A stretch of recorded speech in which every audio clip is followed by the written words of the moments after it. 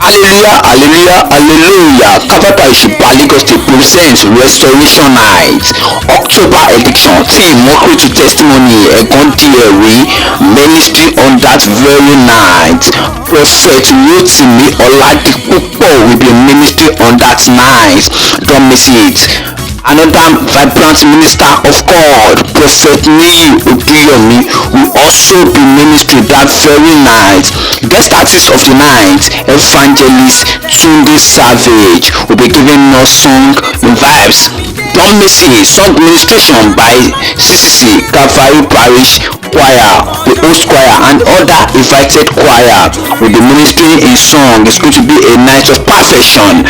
Date: Friday 21 October 2022. Time: 10 p.m. Venue: the church auditorium. Don't miss it.